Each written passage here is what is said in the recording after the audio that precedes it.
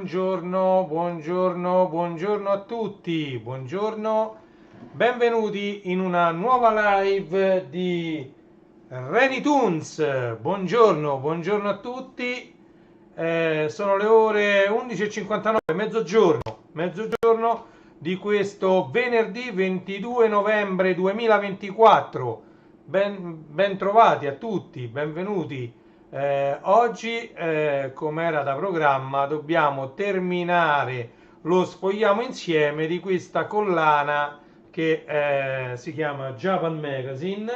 Abbiamo sfogliato tutti i numeri, ce ne manca solo uno e quindi oggi andiamo a fare lo sfogliamo insieme di questo numero che è il numero 2. Avevo lasciato indietro, tra l'altro ho ancora diversi episodi di questa idea che mi è venuta, di questo sfogliamo insieme.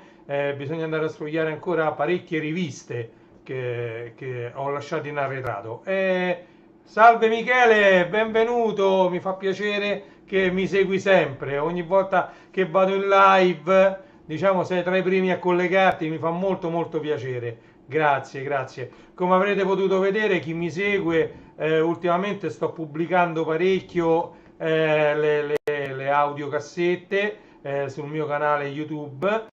Soprattutto adesso abbiamo cominciato con le Piccadilly Soft, ma come già vi ho detto, diciamo questa mia idea di pubblicare questi mix e queste audiocassette degli anni 80-90 la porterò avanti per diverso tempo e a brevissimo, forse anche domani, diventeranno 2 le pubblicazioni quotidiane, proprio per cercare di stringere i tempi di pubblicazione di tutto il materiale che ho. Certo, è un po' diciamo oneroso riuscire a fare 2 video al giorno con questo computer del 2012, però diciamo adesso sto abbastanza avanti e vediamo se riesco ad avvantaggiarmi abbastanza video da poter poi tirare avanti. Diciamo che se qualche volta ho da fare qualche cosa non si creano problemi con la pubblicazione dei video.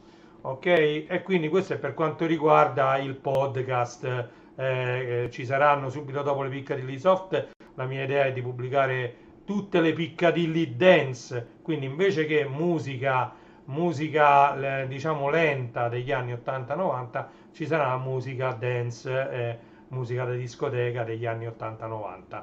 Ok, e quindi partiremo con tutte le Piccadilly, anche quelle che non sono sul mio canale Reni J, sempre qui su YouTube. Io ho creato un canale Reni J in cui ho pubblicato tutte le Piccadilly, però diciamo quel progetto l'ho un po' accantonato, preferisco avere un solo canale a cui dedicarmi. Prima di iniziare, proprio di entrare nel vivo di questa live, volevo ringraziare tutti i miei follower perché sono arrivato a 500 follower, come leggete lì sopra, 500 followers, grazie davvero, grazie, siamo abbondantemente sopra i 500. Mi sembra che l'ultima volta che l'ho visto stavamo intorno ai 515, quindi abbiamo superato i 500 follower e questo mi fa molto piacere, vuol dire che quello che faccio piace e quindi è una soddisfazione personale, diciamo, anche perché viene tutto fatto semplicemente per hobby, ok?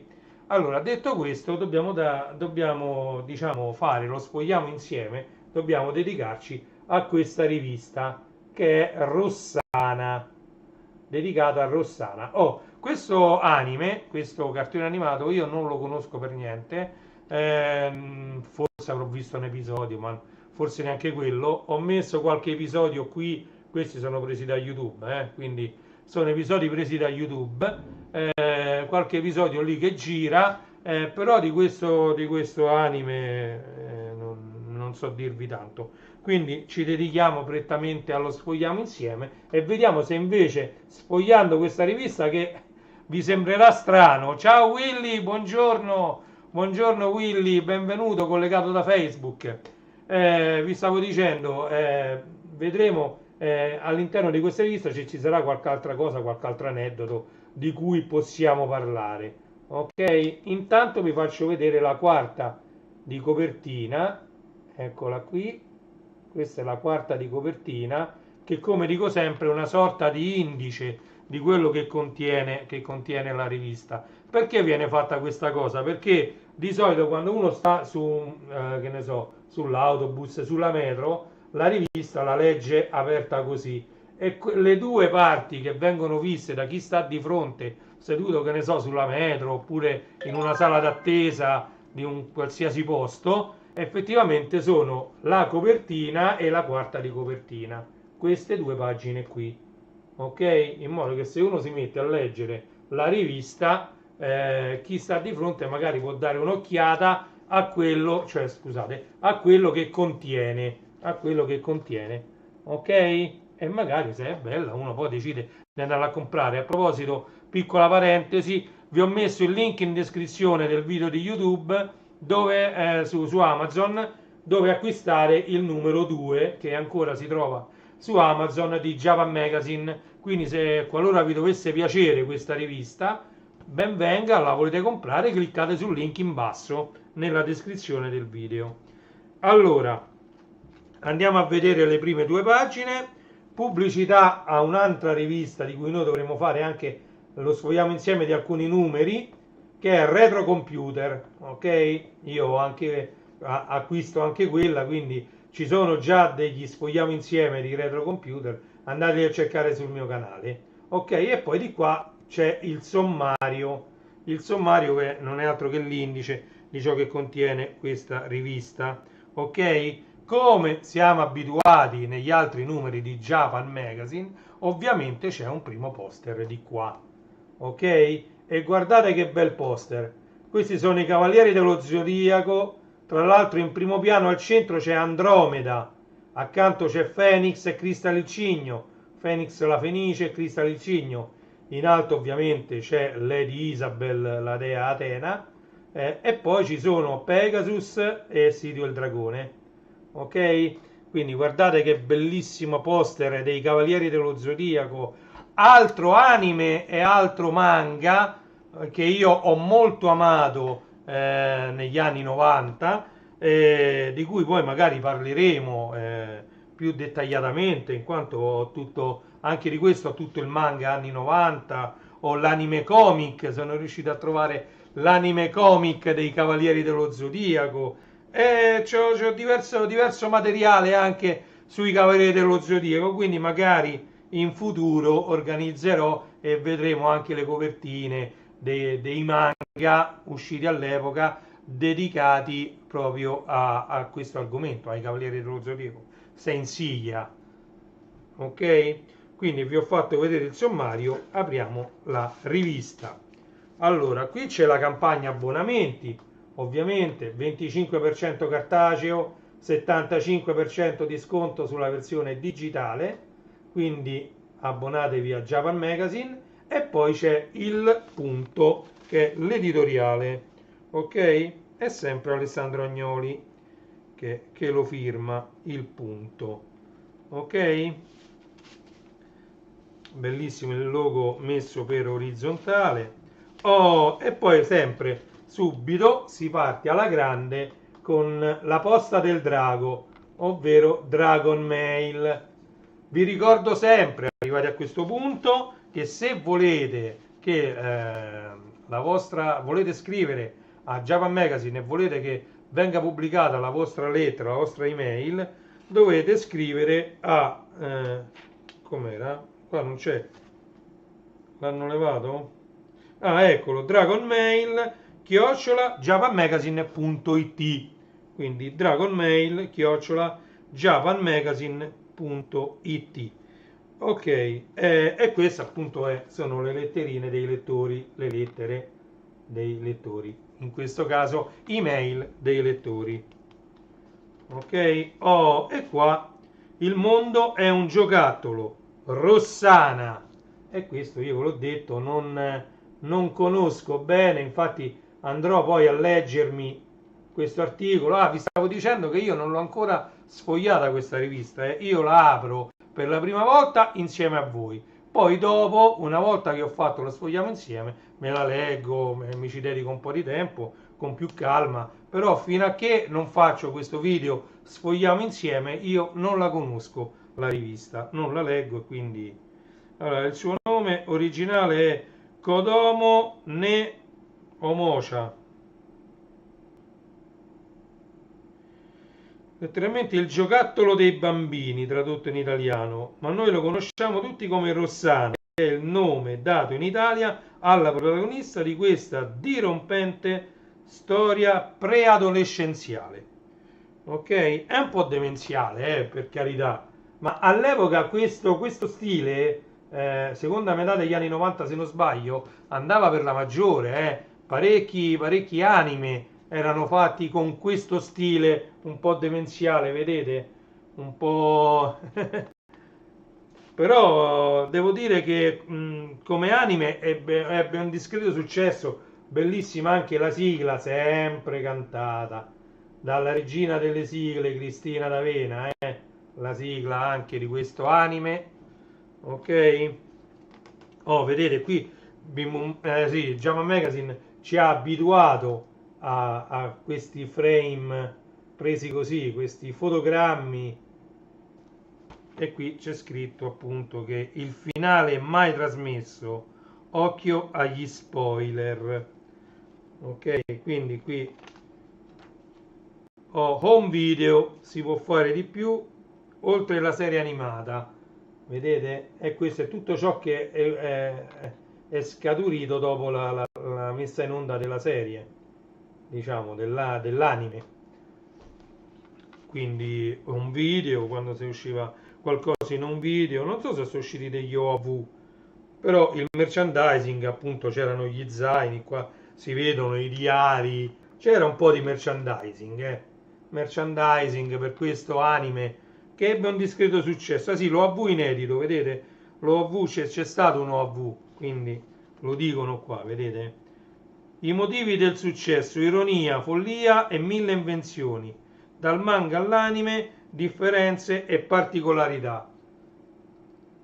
Oh, io di questo non mi sembra, non so se l'ha comprato mia moglie, perché all'epoca eravamo entrambi appassionati di anime e manga, ma se non l'ha comprato lei, io non ce l'ho il manga di questo, diciamo di Rossana, assolutamente no.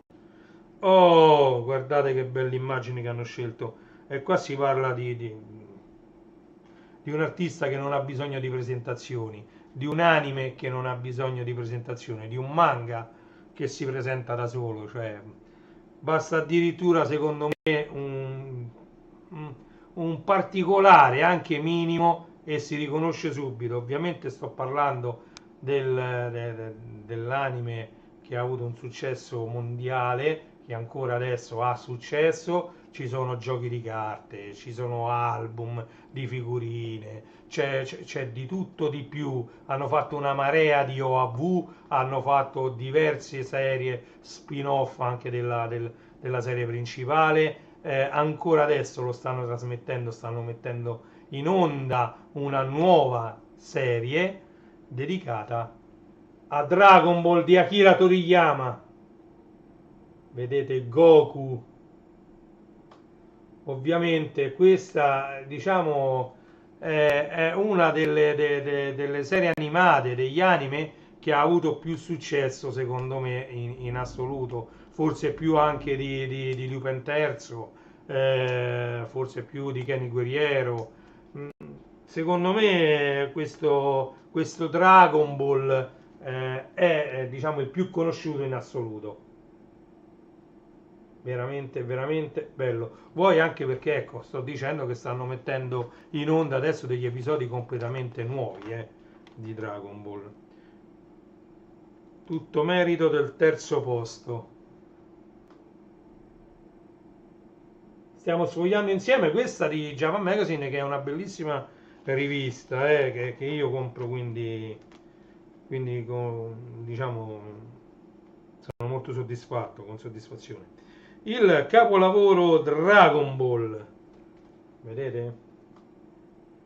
Tra l'altro io l'ho potuto apprezzare solo ultimamente, mi sono visto tutto Dragon Ball e Dragon Ball Z, poi mi sono un attimo fermato perché veramente ho ricominciato a vedere Kenny Guerriero in Full HD, quindi veramente ho lasciato un attimo da parte, mi mancano ancora da vedere tutti gli OAV di Dragon Ball Z, quelli di Dragon Ball e di OAV l'ho visti, mi mancano gli OAV di Dragon Ball Z, poi vorrei vedere Dragon Ball Super, forse il GT, momentaneamente lo salto, devo vedere, devo vedere. Comunque adesso, mentre diciamo quando venne trasmesso negli anni 90 la prima volta, tra l'altro io già lavoravo e c'era un grande problema che io non potevo tutti i giorni sintonizzarmi sulla TV e vedere gli episodi. Quindi l'avevo visto questo Dragon Ball, due episodi sì, ne saltavo tre, poi ne vedevo tre, ne saltavo quattro, poi ricominciavo e non ci capivo niente. Adesso che l'ho rivisto uno di seguito all'altro, la storia è uno spettacolo. Vedete, questi sono i personaggi della storia di Dragon Ball. Adesso so pure tutti i nomi di tutti i personaggi perché avendolo visto da poco, tra l'altro non li ricordo molto bene. E poi devo dire che la storia è molto molto bella di Dragon Ball. Oh, e qui si parla di un altro anime che fece abbastanza successo, abbastanza da essere poi trasmesso anche sulle reti Fininvest, oltre che sulle reti locali private. Stiamo parlando di Doraemon, il gatto spaziale che tira fuori i ciuschi dalla pancia, ok? E quindi quando il 1° dicembre 1969 la casa editrice inizia a pubblicare le prime storie a fumetti di Doraemon, nessuno immagina che quel buffo gatto robot blu diventerà un incredibile fenomeno multimediale, capace di arrivare fino ai giorni nostri, come una delle più fulgide icone della cultura pop giapponese.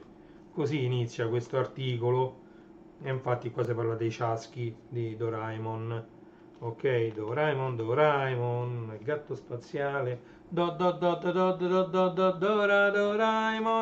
ecco Doraemon, gatto robot. Vabbè, insomma, ha avuto pure due sigle, ma secondo me pure di più di due, eh. Ha avuto diverse sigle questo anime, diciamo anime. Anche io ad un certo punto mi sono perso tante cose negli anni 90 perché quando si è iniziato a lavorare non si aveva più tempo ed erano anche cambiati gli interessi. Vero, vero, questa è una nota, è un commento che ci ha fatto l'amico Michele. Effettivamente poi stavano cambiando, ma non solo gli interessi di chi cresceva. Diciamo che i cartoni animati non erano più tanto di interesse. Personalmente negli anni 90 è iniziata la passione e la follia per i computer. Allora, sì, c'è da dire. Facciamo un intermezzo, commentiamo, vedete che partecipare alle mie live conviene. Allora, prendiamo spunto da questa cosa. Effettivamente, negli anni 90 che cosa stava succedendo? Noi negli anni 80, chi è passato dalla televisione a bianco e nero a quella a colori? Sono nate le TV private, Fininvest, Canale 5, Italia 1, Rete 4, e poi TV Revoxon, tutte le altre reti, Junior TV, Super 3, Telemonte Carlo. Cominciavano a nascere tante tante TV locali private, ok? Ogni TV voleva accaparrarsi il maggior numero di spettatori possibili. Un territorio vergine era quello appunto dei ragazzini, dei bambini di quell'epoca, quelli cioè nati negli anni 70, che all'epoca stavano parecchio davanti alla televisione. Quindi, mentre Italia 1 se ne uscì con Bim Bum Bam, molte altre reti acquistarono dei diritti di trasmissione di alcuni cartoni animati giapponesi, alcuni anime, e cominciarono a trasmetterli e quindi diventarono piano piano più famose. Tra l'altro si stava sviluppando, ancora nelle case non c'era il computer, diciamo c'era qualcuno che aveva qualche VIC 20, qualche Commodore 64, ma erano più utilizzati come videogiochi che come computer, ok? Quindi vediamo che la televisione da bianco e nero è diventata a colori. Poi piano piano sono cominciati a uscire i videoregistratori, ok? Hanno commercializzato il videoregistratore che ti permetteva di registrare ciò che non potevi vedere durante il giorno. Quindi diciamo viviamo un po' quegli anni, ok? Alla televisione, che prima c'era attaccata solo l'antenna, tramite la presa SCART cominciamo ad attaccarci il videoregistratore, il computer, i primissimi videogiochi tipo Pong, tipo Intellivision, tipo ColecoVision, queste console. E quindi quel televisore che prima serviva solo per vedere la TV diventava una cosa più complicata, ok? E poi piano piano arriviamo negli anni 90, quando di interessi ce ne stavano tantissimi. Negli anni 90 c'è stata l'esplosione degli anni 80, dico io, ok? Praticamente negli anni 90, bene o male, parecchie persone avevano il videoregistratore, il computer o il Commodore 64 o l'Amiga o qualche altro, diciamo, videogioco un po' migliore, tipo il NES, Super NES, qualche altra console di videogiochi. E poi piano piano dal 95 in poi, con l'uscita di Windows 95, entrarono nelle case questi, poi tra l'altro con il fallimento di Commodore e quindi il marchio Amiga crollò completamente, e quindi a parte la Apple non c'erano concorrenti, e con, diciamo, il diffondersi degli IBM PC compatibili, quindi molto più economici, perché se uno si voleva comprare un PC Olivetti, IBM, HP o chi più ne ha più ne metta, quelli costavano perché c'era pure il marchio, che era un marchio di qualità, mentre con gli assemblati uno sceglieva i componenti, magari pure abbastanza economici, perché dice io non ce devo fare chissà che col computer, allora non mi serve la scheda grafica accelerata 3D, mettetemi una scheda qualsiasi, non ce devo fare musica, invece che una Creative Ave 64, mettetemi una scheda audio qualsiasi, una sconosciuto sound, mettimi quella e va bene così. Quindi diciamo che diciamo, il diffondersi di questi nuovi computer assemblati e di Windows 95, l'attenzione venne spostata dalla televisione e i cartoni animati a qualcos'altro, che potevano essere i videogiochi, la programmazione, Windows, perdere tempo a migliorarsi Windows o a capire come funziona Windows.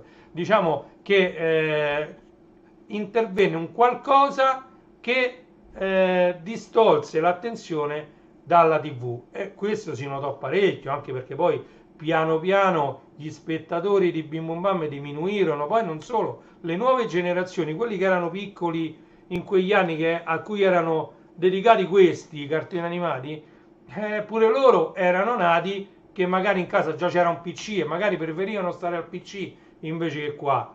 Quindi diciamo che quelli più grandi come noi, come dice Michele, hanno cominciato a lavorare, e quindi poi uno quando comincia a lavorare pieno di entusiasmo e vuole dare il più possibile al lavoro, crescere dal punto di vista lavorativo, amici, uscite la sera, e quindi il tempo da dedicare a stare davanti a questo apparecchio diminuiva vertiginosamente, e questo è il motivo per cui, diciamo, questi cartoni animati, almeno quelli della mia generazione, li conoscono un po' di meno. Poi ovviamente col passare del tempo si è tornati un po' bambini, diciamo, e quindi grazie allo streaming, YouTube, qualunque cosa, Netflix, Prime Video, noi adesso possiamo rivederci questi cartoni animati che magari all'epoca avevamo visto, come già ho detto, un episodio sì e 5 no, 3 sì, 4 no, e quindi adesso li possiamo rivedere sequenzialmente. Andiamo avanti, qui sempre altre due pagine dedicate a Doraemon, il gatto spaziale, molto bello pure questo cartone animato. Tra l'altro hanno fatto pure dei remake che adesso ritornano in auge e stanno facendo un mare di remake, cioè completamente, pure Holly e Benji ha avuto dei seguiti, dei remake, diciamo quelli che hanno avuto più successo di anime li stanno rifacendo, tra l'altro per poterli trasmettere ad una risoluzione decente da poter vedere su questi mega schermi moderni. Oh, il mercatino di Java Magazine, ovvero la fiera del bambù. Vedete? Quindi molto molto molto interessante questa rivista che ci porta indietro nel tempo e ci dà spunto, con anche i vostri commenti, di esaminare quelli che erano gli anni 80 e 90.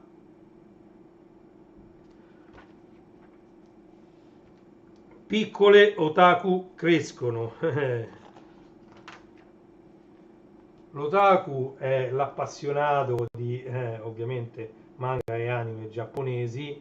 All'epoca non eravamo tantissimissimi, ok? Quindi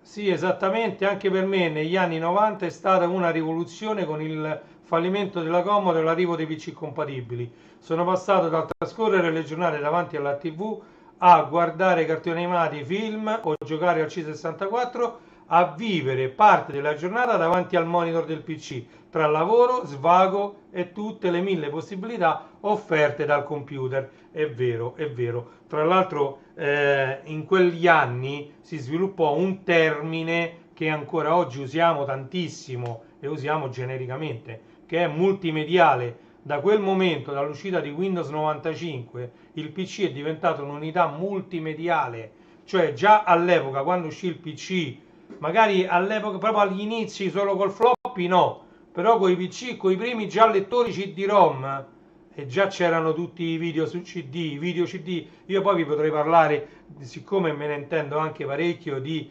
video fatti col computer, di video digitali, tutta l'evoluzione del video digitali partendo da un formato non compresso fino ad arrivare ai formati dei giorni nostri, passando poi per l'MPEG, l'MPEG 2, perché il problema era comprimere questi video, perché non compressi in MOV occupavano un sacco di spazio e tutto questo spazio già all'epoca non c'era e anche oggi non c'è.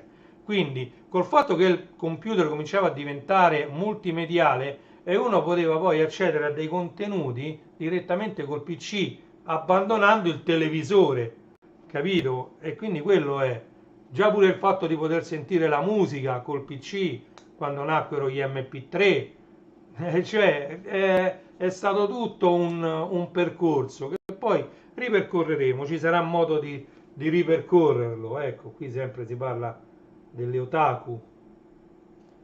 Andiamo avanti sfogliando questo giornale. Spokon in edicola, si fanno pubblicità ovviamente gli amici di Sprea, di Sprea, gli editori di Sprea.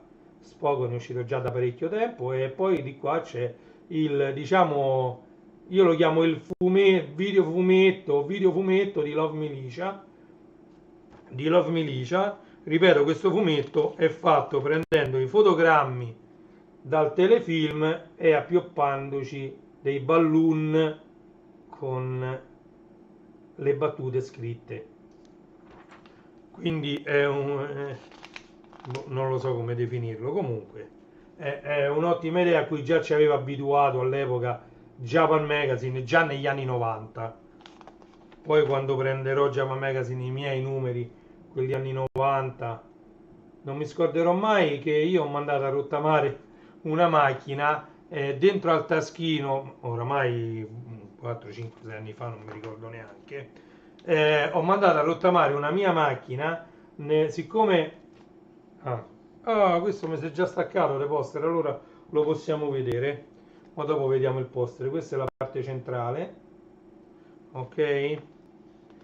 Vi stavo dicendo, ho mandato a rottamare una macchina nel taschino dei sedili posteriori, quindi taschino messo nei sedili davanti. Lì c'erano 4 o 5 numeri di Japan Magazine degli anni 90, erano tutti stropicciati, che io l'avevo dati a mia figlia perché erano delle copie, ok?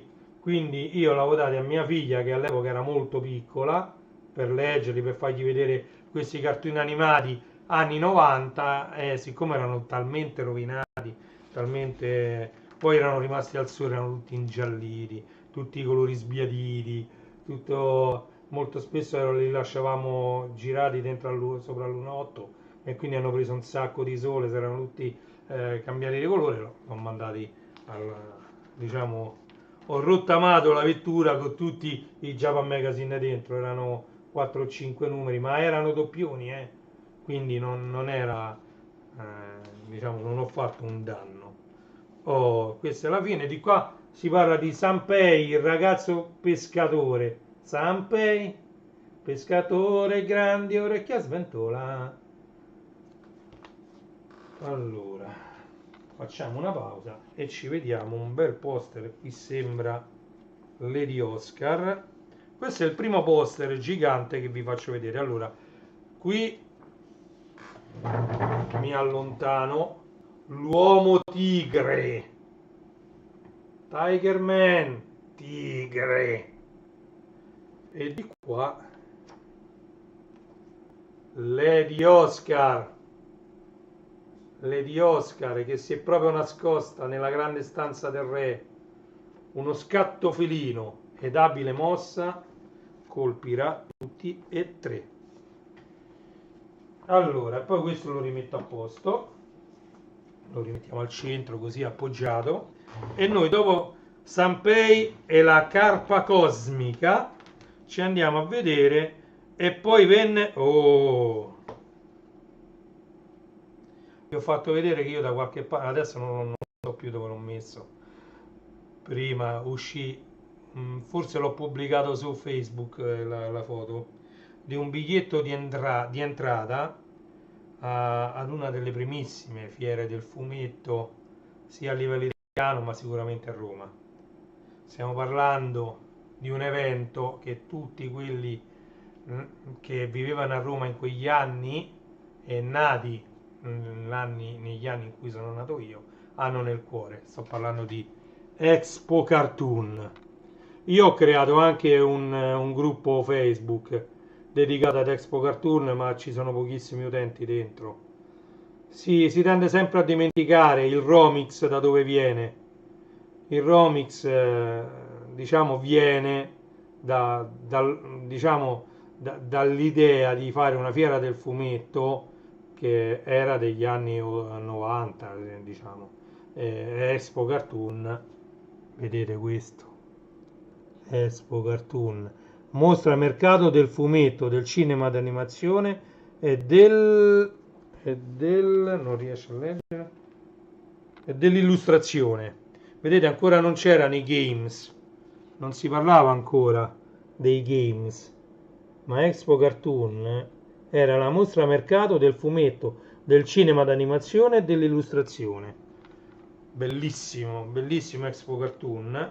Questo era appunto la locandina dell'edizione 1993, come vedete ancora prima del 95, quindi qui si parla che c'era Windows 3.11 in giro, ok?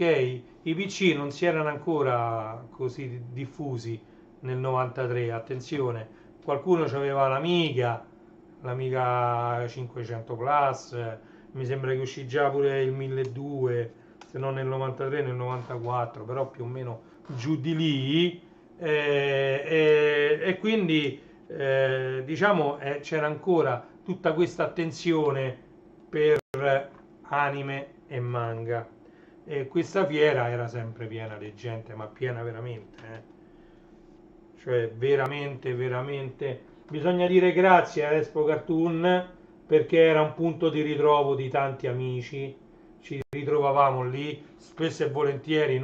Io in primis facevamo la tessera per andarci 4 giorni, giovedì, venerdì, sabato e domenica, ed era veramente un qualcosa che è rimasto nei nostri cuori, almeno nel mio sicuramente, Expo Cartoon. E quindi diciamo che una rivista come questa non poteva non menzionare una fiera del genere, che poi si è trasformata in Romix, ha cambiato organizzazione, quindi l'organizzazione non è più della Comic Art, che poi fallì in quegli anni.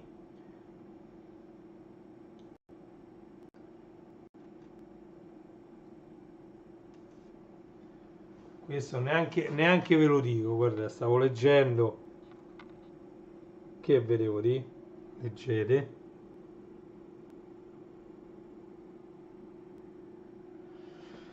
E vabbè, andiamo avanti, andiamo avanti, andiamo avanti.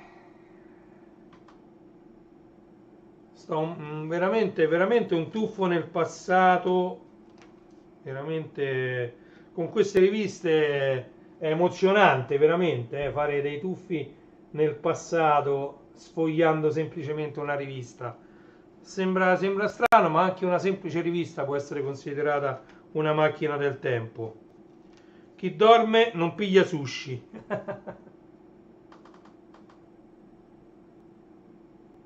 Anche una semplice rivista può considerarsi una macchina del tempo.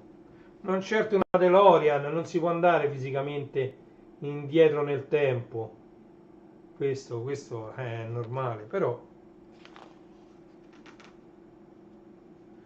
col pensiero, con i ricordi, con la mente si può tornare parecchio indietro, anche di decenni. Belle, belle queste riviste, veramente le apprezzo molto. La seconda parte della Fiera del Bambù, la classifica. Questi sono gli oggetti giapponesi, no? Andiamo avanti. Touch, oh, vero come la vita. Questo è uno dei cartoni animati più apprezzati da mia moglie. Touch, prendi il mondo e vai. Bellissimo, mia moglie ha pure tutti i manga. Touch, che è uscito in Italia come Prendi il mondo e vai. Vediamo che hanno scritto qua. Due gemelli tanto simili nell'aspetto quanto diversi nel carattere, tra loro l'amica d'infanzia Minami, di cui entrambi sono innamorati, e poi lo sport, ma anche e soprattutto la vita, il dolore di un'assenza. Sono questi gli ingredienti di Touch ed è tutta un'altra storia. Successo in Giappone, pure questo fu un successo enorme anche in Italia. Prendi il mondo e vai è una sigla bellissima, cantata come sempre da Cristina D'Avena, la sigla di Prendi il mondo e vai. Eh, vabbè, che bisogna fare? Cioè, veramente un tuffo nel passato incredibile, incredibile, veramente. Veramente un tuffo nel passato incredibile.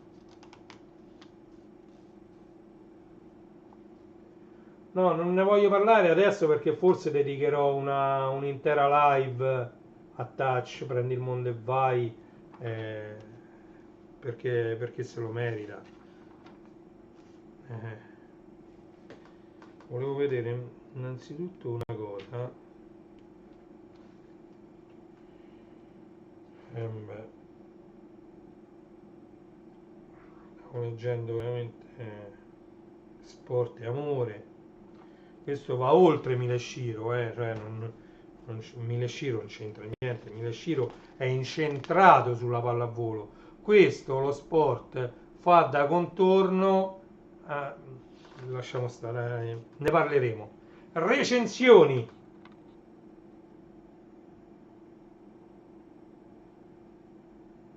Recensioni. Enigmistica, uomo tigre.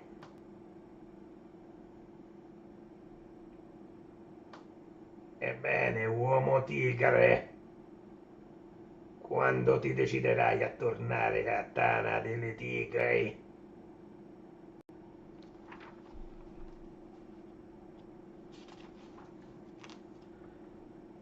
Sensiglia il film dei Cavalieri dello Zodiaco. I Cavalieri dello Zodiaco sono i Cavalieri dello Zodiaco. Sono i Cavalieri dello Zodiaco, hanno nomi importanti. Quante sigle ha avuto questo anime?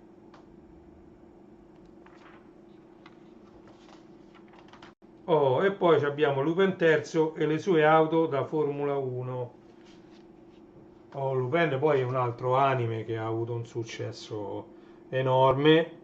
E Lupin, centinaia di episodi, film in OAV, insomma, a cartoni animati che non finiscono mai. Se uno volesse vedere solo quelli, usciva una collana su videocassetta, se non ricordo male proprio De Agostini la pubblicò, si sapeva dove cominciava e non si sapeva dove finiva, ed erano solo i film senza le puntate, senza gli episodi.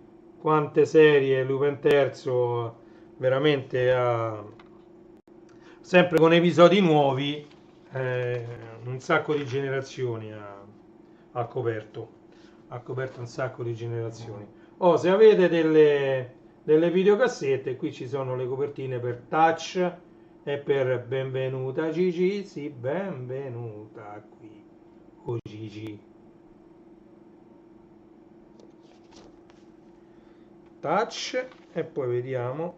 Oh, vabbè, nel prossimo numero qui parlavano di Kenny Guerriero, ma noi già abbiamo fatto lo Spogliamo insieme del numero 3 di Java Magazine, lo trovate sul mio canale YouTube. Si parla di Kenny Guerriero, questo è il numero 3. Hokuto no Ken che è un anime, è un manga che non ha bisogno di presentazioni. Durante quella live io ho fatto vedere due edizioni diverse, le copertine dei numeri di due edizioni diverse del manga, una pubblicata da Granata X, Granata Press, e l'altra pubblicata dalla Star Comic.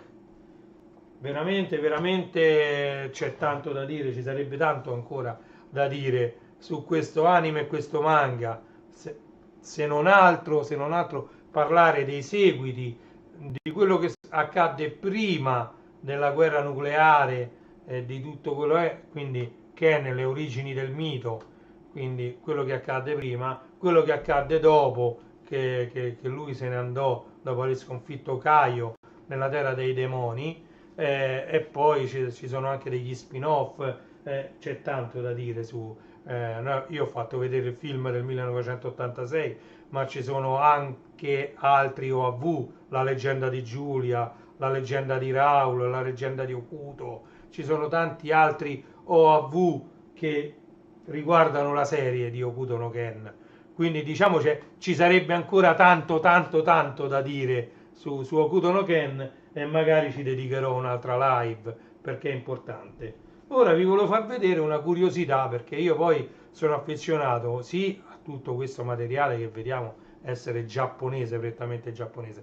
Dall'altro canto c'è pure del materiale americano che incontra i miei gusti. Allora, quando ci sono degli allegati degni di essere acquistati, perché io ho casa invasa da tutti gli allegati di Topolino, tutte le cose montabili che escono in 2, 3 o 4 settimane, quindi con 4 uscite, tutte cose da montare, da fare e da dire. Io invece, diciamo, quando escono queste cose ancora compro.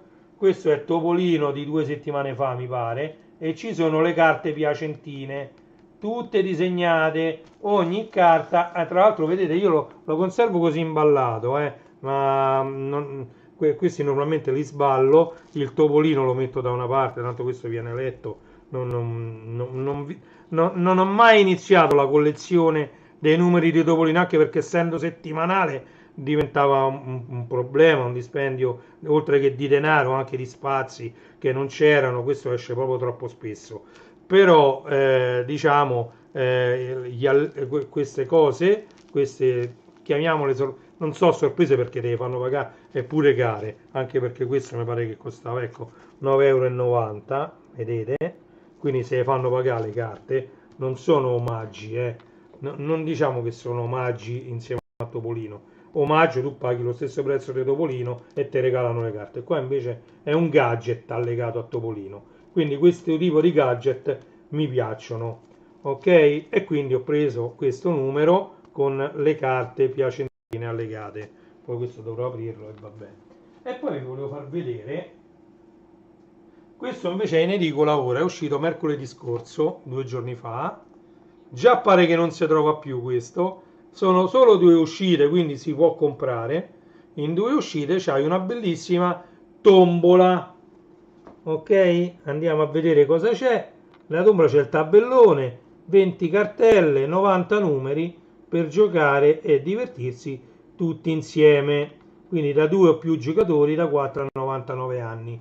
E questo è legato a un numero tondo di Topolino numero 3600, che sì, è un numero tondo, però diciamo non è un numero chissà che, magari i numeri importanti sono 1000, 2000, 3000, il numero 500 fece scalpore ed era un bel numero di Topolino, adesso 3600, 3007, sì vabbè, forse il prossimo numero che sarà degno di nota sarà il 5000, il numero 5000. Qui dietro vi faccio vedere, ecco come è composta la tombola. Ora io sono stato parecchio a discutere col mio edicolante, ehm, perché pure lui dice guarda che da quando io sto qua, vede 10,90 costa, quindi con 22 euro ci avete una tombola della Disney. Allora, gli stavo dicendo che io negli anni 80 avevo fatto una tombola della Disney, però non c'erano i numeri. Vedete? Dice la tombola senza numeri.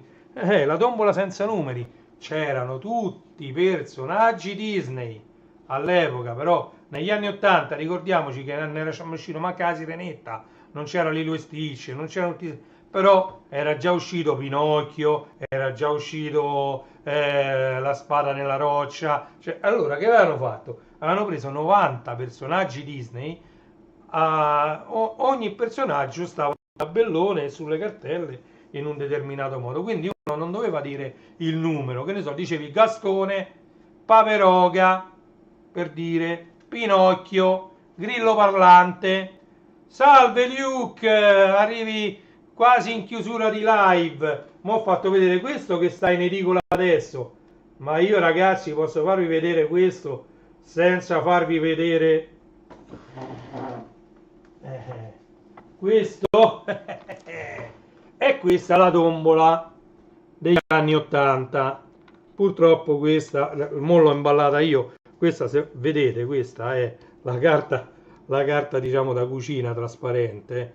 Non ve la apro, non la apro, adesso non è il caso, magari quando uscirà il secondo numero, quindi la settimana prossima, quando prenderò il secondo numero di questa, magari potremo vedere e fare un paragone della tombola del 2024 paragonata con la tombola degli anni 80, ok? Allora, questa era la tombola in cui le cartelle non c'erano numeri, ma c'erano tutti i personaggi della Disney. Una cosa che avevo provato a fare, allora, pochi sanno, mi dilungo poco, innanzitutto salutiamo Luca Cusani, e vi invito sempre ad andare sul suo canale, iscrivetevi perché è un canale, ne vale la pena, andate e iscrivetevi, questo è un consiglio che vi dà Renato, al di là di Reni, proprio Renato, io ve lo do come consiglio, andatevi ad iscrivere al canale di Luke 74 Channel di Luca Cusani. Chiusa parentesi. Stavo dicendo, non tutti sanno che io negli anni 2000 lavoravo già in Ericsson, ero già un sistemista senior, me ne intendevo parecchio di Windows Server, Windows NT Server, cominciai a lavorare con Internet Information Server. Faccio una parentesi molto breve. Avevo chiuso già da qualche anno la mia BBS, la mia banca dati elettronica che girava su Amiga 4000, non l'avevo mai passata sul PC. All'epoca avevo il PC, avevo diversi PC, mi pare che solo in camera mia ce ne avevo 3 di PC, proprio perché io poi facevo le prove con Windows NT, NT Workstation, NT Server, proprio per studiare anche per, diciamo, per il lavoro.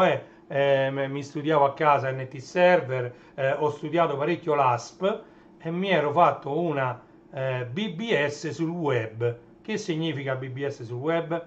Anni prima, si parla del 2000-2001, io ho fatto uscire la BBS sul web, che era una specie di quello che poi nacque e divenne Facebook. Cioè la BBS, non tutti sanno che cos'è una BBS, ve lo spiego in poche parole. La BBS era un punto di ritrovo di più persone che potevi lasciare messaggi sia privati a un utente e sia pubblici che li potevano leggere tutti. ok? Ti potevi scrivere su queste BBS usando uno pseudonimo, una password, potevi mettere il compleanno, quindi la data di nascita, era facoltativa, potevi mettere altre informazioni su di te. Diciamo che come l'avevo prevista io, siccome quella sull'Amiga era solo testo, anche quella sul PC era tra virgolette solo testo, anche se qualche immagine fatta da me per diciamo le varie aree della PBS, che poi sulla WebBS diventavano diverse pagine dello stesso sito. Io ci mettevo qualche immagine. E praticamente perché vi sto dicendo questo? Perché avevo fatto un programma scritto in ASP, purtroppo non lo trovo più, mannaggia la miseria, che era un programma che generava le tombole. Cioè, che significa generava le tombole? È un programma, guarda, l'algoritmo per generare le cartelle e vabbè, il tabellone è facile, quindi metti tutti in sequenza, però generare le cartelle è un problema matematico non indifferente, perché tu devi mettere 5 numeri con gli spazi diciamo casuali, numeri casuali ordinati per colonne, quindi per decine, in file, mi pare che ogni cartella ha 4 righe, quindi devi fare 4 righe le cartelle e le cartelle devono essere una diversa dall'altra. Era un problema, detto così sembra semplice. Ho fatto un programma scritto in ASP che generava, diciamo, queste cartelle. Quindi lui diceva se volevi 12, 24, 48, 96 cartelle e lui te le generava tutte a video e le potevi anche stampare con i numeri. Oltre ai numeri però avevo messo i personaggi della Disney perché mi ero fatto tutti i quadratini piccoli piccoli, che pazienza, 90 quadratini piccoli piccoli, e lui dove doveva mettere, che ne so, l'1 metteva la faccia di Paperino, dove doveva mettere il 2 metteva Topolino, dove doveva mettere il 3 metteva Minni, poi metteva Pippo, Pluto e tutti gli altri, Basettoni, Macchia Nera. Avevo messo una marea di personaggi, quindi tutti e 90, e questo ti generava a video queste cartelle che poi erano stampabili con tutti i personaggi di Walt Disney, una specie di questa tombola qua. E io l'avevo fatto un programma in ASP. Se io lo ritrovassi quel programma in ASP, non so se mi sembra che io ce l'ho la traduzione del linguaggio ASP su Aruba sul mio sito e lo potrei rimettere a disposizione, però non ho idea di dove possa stare sto programmone che avevo fatto in A, perché non era semplice, assolutamente non era semplice, però poteva essere utile, è carino, divertente vedere, perché la prima ti chiedeva soltanto quante cartelle vuoi, tu gli dicevi 96 cartelle e lui te le cominciava a disegnare una dopo l'altra, tutte diverse, quindi neanche due cartelle su 96 uguali, tutte diverse, e te le faceva e te le metteva a video, poi se volevi le potevi anche stampare. Va bene, siamo arrivati addirittura d'arrivo perché sono 55 minuti di live, quindi sempre io intorno a un'ora, sono le ore 12:52, tra poco devo pure andare a prendere mia figlia a scuola. Bene, bene, va bene. Allora, io non so se Luca è ancora collegato. Luca, ma tu stasera fai la live? Avevi detto che in questo periodo, il venerdì, ci intrattenevi con le tue live. Se sei ancora collegato, scrivilo. Magari le persone connesse lo leggono e magari non prendono impegni per questa sera. Lui fa le live verso le 9:30, pure se dice 9:15, poi inizia alle 9:30. Però un po' tutti fanno così perché io già l'ho detto in altre live mie, organizzare una live è tutt'altro che semplice, ok? Quindi abbiate pietà, quando uno organizza una live dietro c'è un lavoro enorme. Non sottovalutate il lavoro che sta dietro una semplice live, a mettersi davanti a una webcam. Dietro c'è del lavoro. Penso che Luca se ne sia andato, quindi non ci ha risposto se stasera farà o meno la live. Comunque normalmente lui il venerdì sera fa la live. E quindi. Allora, in chiusura vi invito come sempre a visitare i miei siti internet, che sono classe74.it, il principale, quello dove trovate un po' tutto, organizzato, tutti i prodotti in vendita su Amazon li trovate su classe74.it organizzati per categorie. StarWarsStore.it, è un altro sito dedicato alla galassia lontana lontana, al mondo di Star Wars e a tutto il merchandising che gira intorno a questa galassia lontana lontana. Tutto ciò che trovate su Amazon. Sì, sì, sto facendo diversi iscritti, vedi lì in alto, 500 followers. Ultimamente sono molto contento. Michele mi ricorda che ogni giorno ho qualche iscritto in più. Sto facendo una media di 6-7 iscritti al giorno da una settimana, quindi sono contento. Continuerò, come vi ho detto, con la pubblicazione diciamo, di quelle che a voi sembrano delle audiocassette, ma lì dietro ci sono dei mix anni 80-90 che vengono da audiocassette che io ho digitalizzato, che io mi sono messo a pulire, normalizzare, equalizzare. Diciamo che quando una audiocassetta di 30 anni fa si sente un po' più attufata, un po' mancano o i bassi o gli alti, o era registrata un po' più bassa, eccetera, io ci metto le mani e quello che potete ascoltare effettivamente, lo dovete ammettere, è un prodotto diciamo di qualità. Quelle che io pubblico si sentono abbastanza bene. Poi se volete sentirle a qualità più alta vi consiglio di visitare il mio sito Mixcloud, quindi eh sì, finalmente un giusto seguito, piano piano mi sto scavando anche io quella mia nicchia di follower su YouTube e ringrazio tutti, sempre. Questo è sottinteso, io ringrazio tutti quelli che mi seguono, che vedono le mie live o i miei video. Andate pure però sui miei siti, perché quelli sono siti che ho fatto io, che vengono veramente dalle mie mani, anche se sono siti semplici. Lì io non ho utilizzato né ASP, né JavaScript, né Java, né PHP. Io questi linguaggi che vi ho menzionato li conosco tutti, né ASPX, né HTML puro. Ho cominciato, ho fatto i banner, lì mi sono dedicato alla grafica, cosa che io non sono proprio capace, non sono un grafico, però quei siti sono molto pieni di grafica, di banner, di cose, sono molto intuitivi. Io l'ho fatti così perché per facilitarne l'uso sui cellulari. Sui cellulari sono molto intuitivi, basta cliccare ogni volta su un banner, su una cosa e poi su un'immagine per poi venire ridiretto su Amazon. Andate a vedere Legolando, per esempio, legolando.it, già il nome quando l'ho pensato e mi è venuto in mente ho detto capirai, questo nome non può non avere successo, invece ha pochissime visite. www.legolando.it. Sono stati più o meno gli stessi per parecchio tempo, ultimamente la cosa si è sbloccata. Sì, diciamo che devo molto alle Piccadilly Soft e all'idea di pubblicare un podcast. Non sapevo che si potevano fare i podcast su YouTube. Ho fatto il podcast su YouTube. E quindi oggi ho pubblicato un video esilerante che mi è stato fatto da un mio follower. Da un mio follower, l'ho menzionato pure nella descrizione del video. Lui me l'ha fatto prendere, me l'ha condiviso tramite Google Drive e mi ha dato la possibilità di pubblicarlo e io, così come lui me l'ha dato, l'ho pubblicato. Ho fatto solo la copertina io, ed è quello dedicato alle sorpresine del Mulino Bianco Barilla, che io l'ho detto ben 172 volte questa frase, Mulino Bianco Barilla, l'ho detta ben 172 volte. Se avete una decina di minuti a disposizione andatevi a vedere questo video, sta nella sezione video senz'altro vi farete quattro risate vedendo quante volte in una live ho detto questa frase. Ok?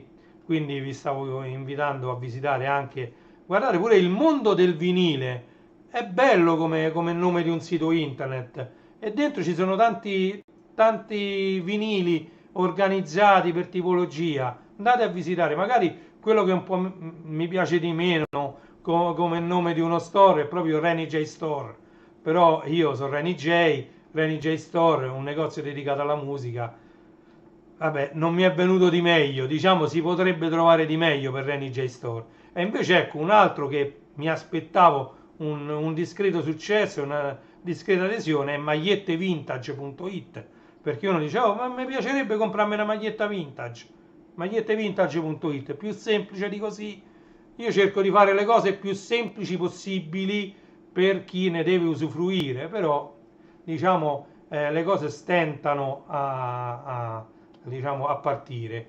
Vabbè, io li ho lasciati lì, li continuo a pagare perché, ragazzi, ogni singolo nome a dominio va pagato e dopo, diciamo, il primo anno che te lo danno a 1,99 euro, gli altri anni costano un sacco di soldi, però io, diciamo, fortunatamente, momentaneamente, diciamo, in questo attuale momento, periodo storico, non ho bisogno di tutti questi soldi, anche perché spendo pochissimo, gli unici soldi, ecco, li spendo in stupidaggini così, ma si parla di 10-15 euro al mese, qua. Questa è costata 10 euro, ma ci ho avuto l'autorizzazione pure di mia moglie, quindi questo io gliel'ho scritto, che vogliamo fare? Tra l'altro il mio edicolante già l'ha finito e dice che lui non gli ritornano, la settimana prossima deve fare la richiesta come arretrato e sperare che non le hanno date via tutte, perché ne danno un tot per edicolante, quelle so e quelle finiscono.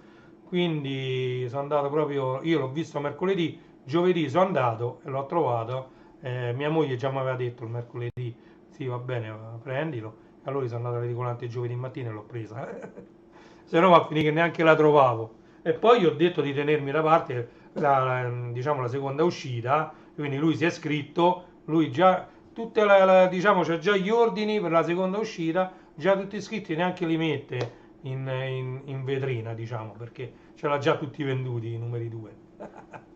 Ok, beh, detto questo, mi ha fatto molto piacere anche oggi stare qui con voi, questa mattina fare quattro chiacchiere, passare un'oretta insieme, è quello che a me piace fare. E quindi grazie per chi vedrà questo video in differita, grazie per chi è stato con me, quindi Michele, Luke74 che è passato, Willy pure è passato, diciamo grazie a tutti e ci vediamo in una prossima live dove dovremo iniziare a sfogliare insieme altre riviste che sono rimaste arretrate. Quindi vediamo un po' quando ci avrò un attimo di tempo, sicuramente durante il weekend no, perché già mi hanno i miei familiari, tra mia moglie e mia figlia, mia mamma e mio papà, già abbiamo tutto organizzato, tutto il tempo pieno e quindi durante questo weekend no, però magari da lunedì prossimo. Poi non riesco a fare le live di pomeriggio proprio perché io alle 6 vado a prendere mia moglie e quindi alle 2 vado a prendere mia figlia a scuola, poi deve essere accompagnata di su, di giù, da destra, da sinistra, non ce la faccio nel pomeriggio né la sera a fare le live, la sera è proprio impossibile. Quindi le faremo sempre di mattina e poi magari uno se le vede in differita. Ok? Grazie mille di nuovo. Sono le ore 13:01 di questo venerdì 22 novembre 2024. Grazie a tutti di essere stati qui con me. Allora, vediamo che io cerco la sigla finale. Sigla finale. Eccola qui, dovrebbe essere questa. Eccola qui. Ok, è tutto pronto. Vi saluto. Qui come vedete ancora va a Rossana. Gli episodi che ho trovato si trovano tranquillamente su YouTube. In italiano registrato da IT. Vedete, questo è il bollino di IT, era un canale Sky di una volta. Ok, si vedeva tramite satellite, ma mi pare che sta pure sul digitale terrestre adesso. Ma stiamo parlando di un canale vecchissimo.